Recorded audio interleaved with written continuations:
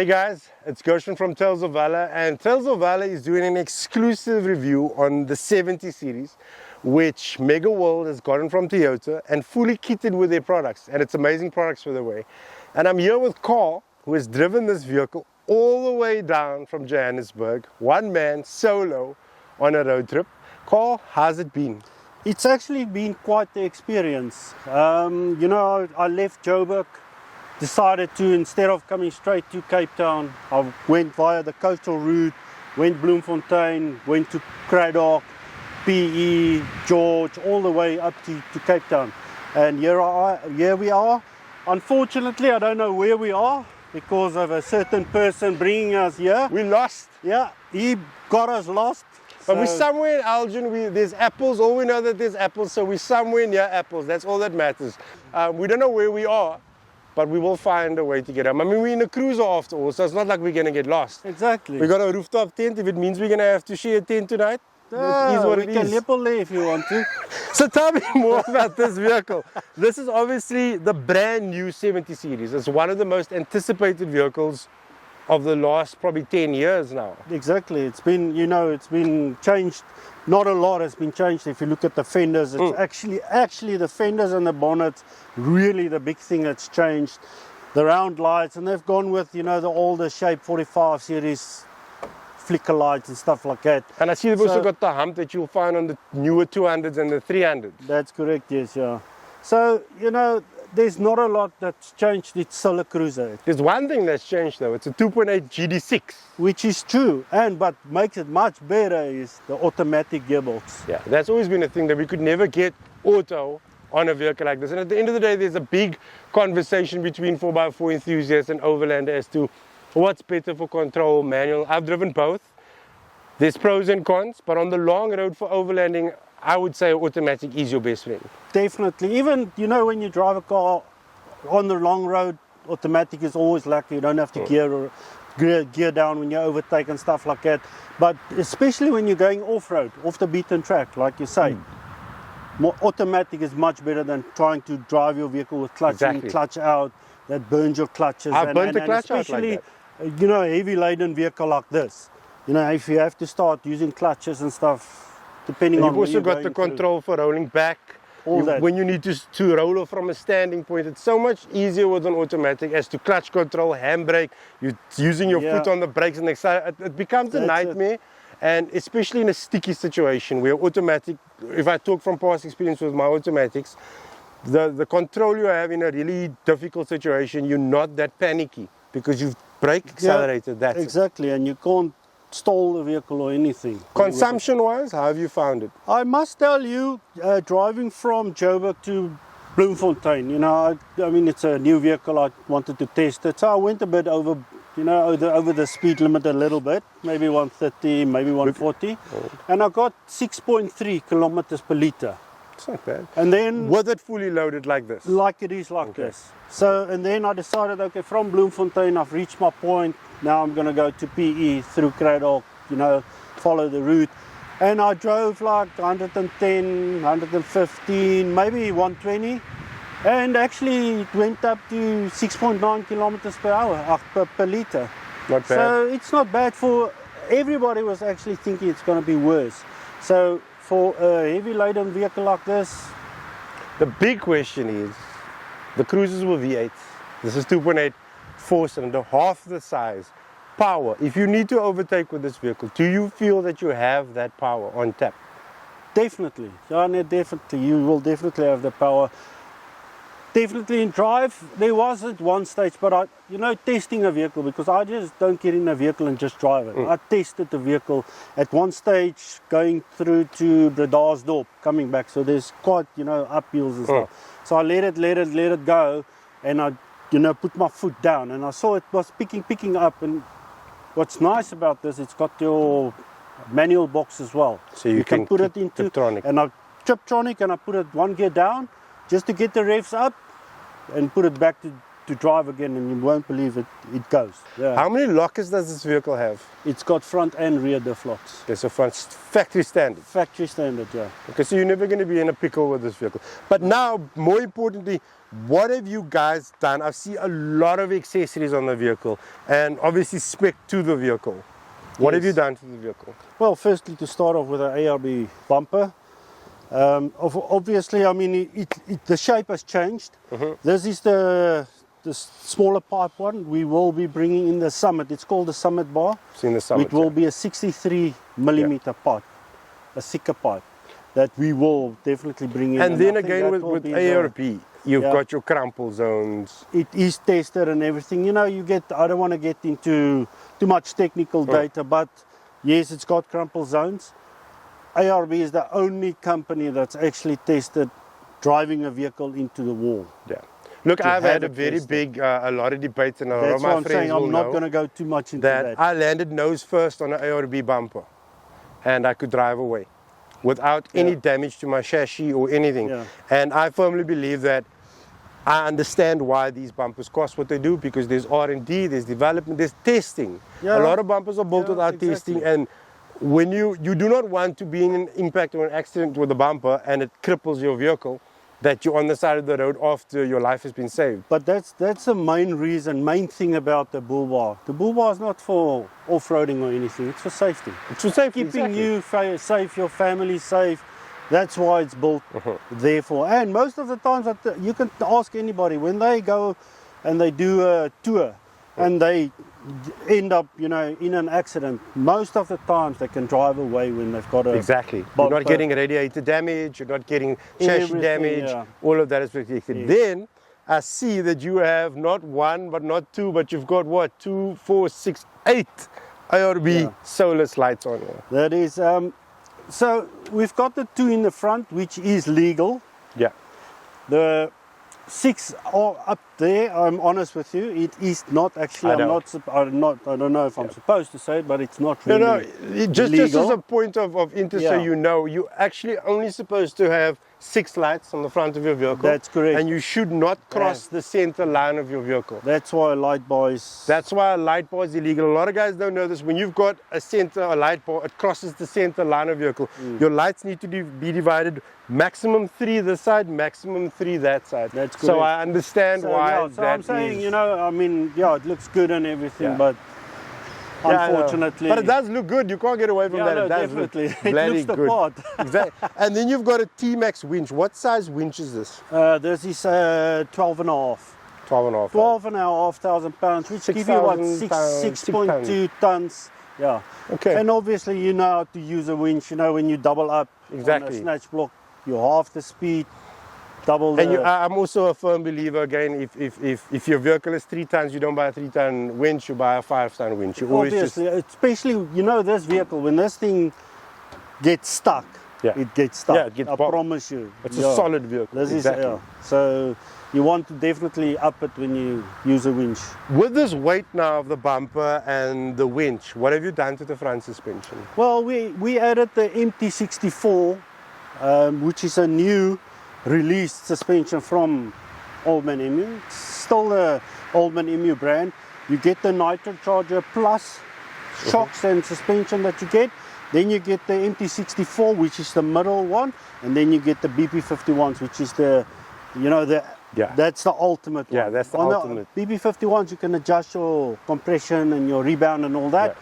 But on the MT64, the MT64 stands for monotube, and the 64 is the 64 millimeter diameter inboard. Which is so what does that tell you? It's got a lot of oil in it. So there's no chance of heating up inside, or corrugated roads and all of that. And with the anodized aluminium casing, that gets rid of heat like in 13. 13 okay, so you've got the heat dissipation with aluminium and obviously the ball. All that, and obviously with the more oil you've got, the better shim or better valving you can get from that shock.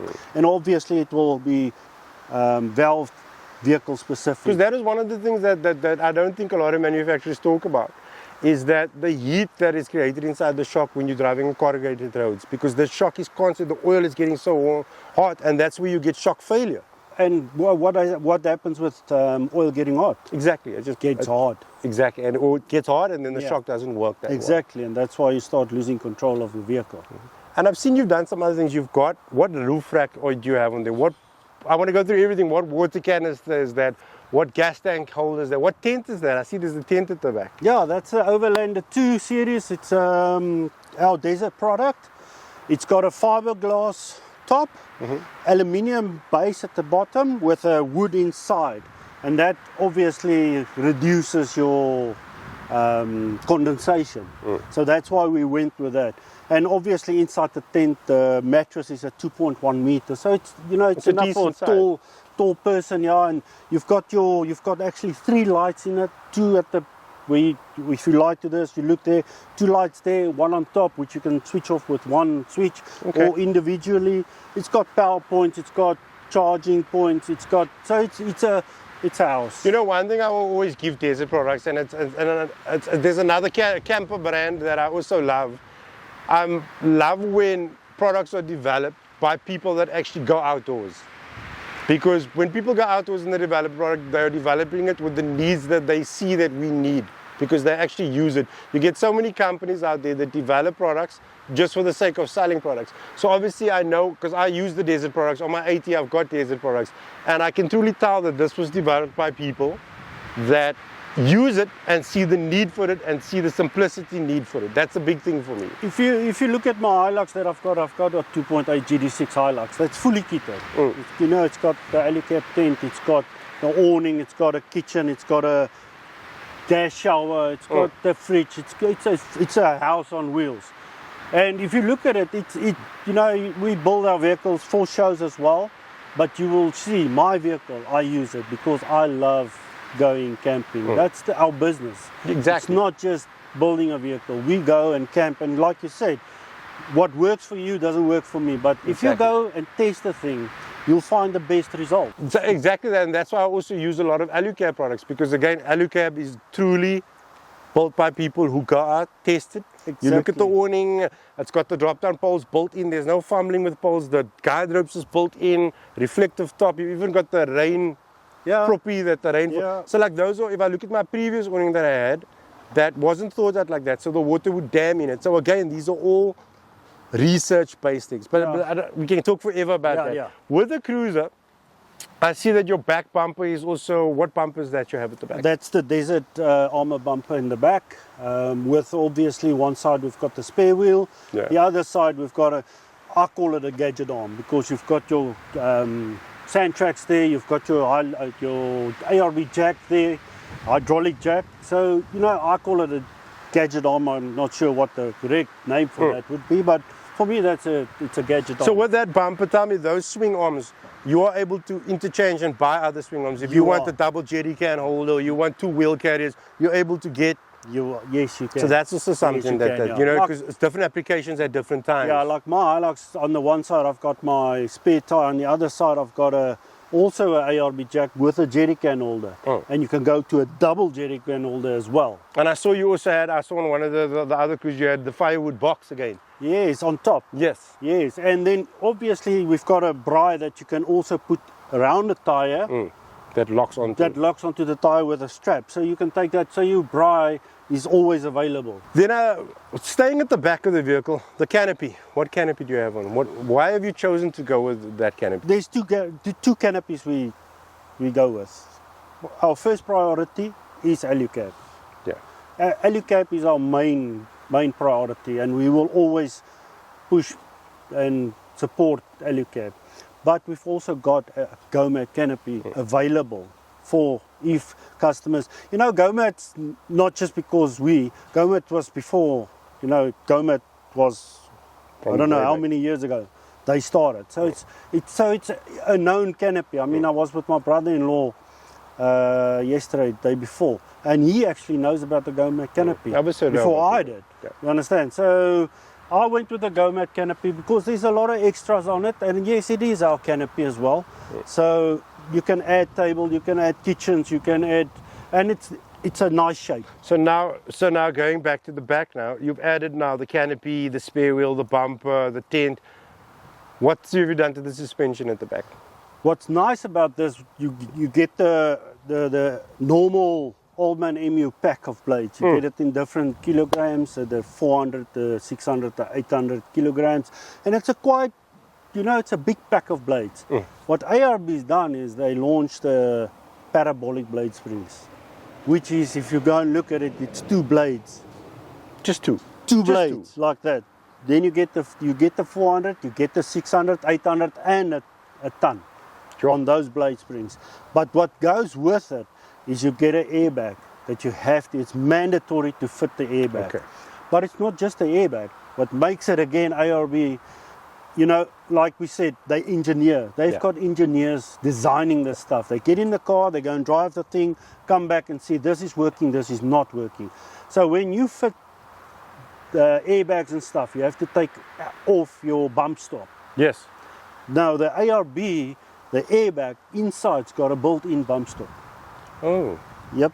So again, they've compensated. So because you don't always want to inflate your airbags. Yes, exactly. That's what the parabolic blade springs are for comfortable. And obviously your airbags is for compensation of towing or weight. Oh, as soon as you you pump your airbags a bit, then you can go up to 3 bar with the airbag. Sure. So I mean that's serious, but still it comes back to the fact if you don't want to, you can put 0.5 bar maybe in a normal driving. Yeah, I know 0.8 is normally storage on the bags and all that. So that's what makes it so nice. It's soft. It's really a soft suspension. And then wheels, what wheels have you gone with? Wheels and tires, what have you gone with? Well, we've got the Cooper STT Pros, which is actually it's a Mataran tire. I would not recommend it for people that's driving a lot of tar because it does make a noise. There's no two ways about it, and there's a lot of other aspects. But when you go and travel a lot and you're not sure, the terrain. Yes. It's always, I prefer Mataran. I drive on that tire. I love also, a Mataran. Because you don't know what you're going to get. I love a Mataran. I would choose a Mataran above. And then I see you got Dirty Lives on. I'm a big Dirty Life fan. I have Dirty Lives on the 80s. Love it. No, they're awesome. Which one is this? This is the Enigma, eh? Yeah, that's it. And it's got a 285/70 17. That's tire. exactly what I have. And it's a bigger tire than the one. So these are 33s then? Sort of, yes. Yeah. So it's a bigger tire than it came out with. And the vehicle's still handling the same with the wheels on? I think it's sort of better. For me, it's better because it's it's got a wider. It's got a wider wheelbase. Tell me, there's a lot of talk about the wheelbase of this vehicle. Remember, there was an issue with the wheelbase. Back, we had to put 50 mil spaces in the back to bring it out. That's the same. So they're driving in each other's tracks now. That's correct. Basically. Yes. Yeah. And actually, we got another the approved Toyota spacer for the back rim or the back axle is 30 millimeters. Okay. And then we all did 50 mils, but when we went and got the Megaworld approved, Toyota approved a 30 millimeter spacer. And then inside, I see you've added a fridge in the center console. That's correct. Yeah, that's also one of the. Look, with the Toyota programs launching, you've got the AAP program, which is an aftermarket program that the Toyota dealers are going to be able, that we supply them tents, chairs, canopy, stuff like that. So someone will be able to order a cruiser, spec it to aftermarket accessories that will be kitted by you, and it will remain under warranty. Yes. Okay, that's nice to know. Yeah. Depending on what, there's a list of products. Yeah. Like, I'm honest with you, the fridge and the bracket is AAP approved. You will find it on their list. It's approved. And the armrest on the inside we've put armrests. Seen the armrest. That's also approved by Toyota. So yeah, it's exciting times. A lot of things changed. Where in the past you had to buy a vehicle and you're worried about your warranty. That was always the thing. I've got friends that have had brand new vehicles that can't do things. They have to wait till the 5-year period, or they have to wait, or they do it and they have to remove it before they take the vehicle in every time. No, a lot of things changed, and it's good. It's good for us.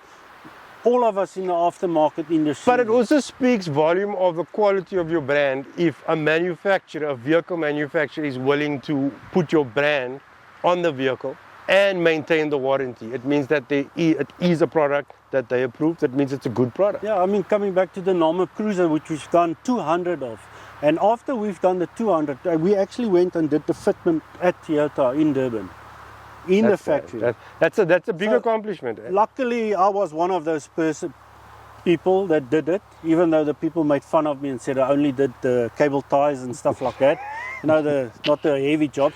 But we did suspension, we did the spotlights, we did roof consoles, we did ARB compressors under the seats and stuff.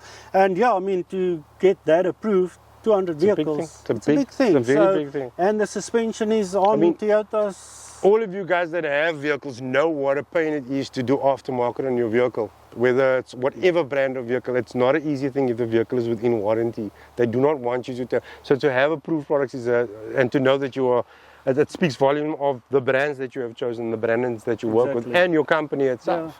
Yeah, so I'm not going to keep you up too long because it's late. We need to get home. Yeah, and we lost. We don't know where we are. Yeah, we're going to put the drone up, maybe find our way home. Alan is behind the camera. You can't see him now. So Alan's probably going to take a jog in front of the van so we can get the left and right. But Carl, everything on the best. Thank you. I will see you at the expo. Yeah. And take care and drive safe back to Joburg. Thanks, man. Thanks for the getting lost, and thanks for the interview. I enjoyed it. Short bit.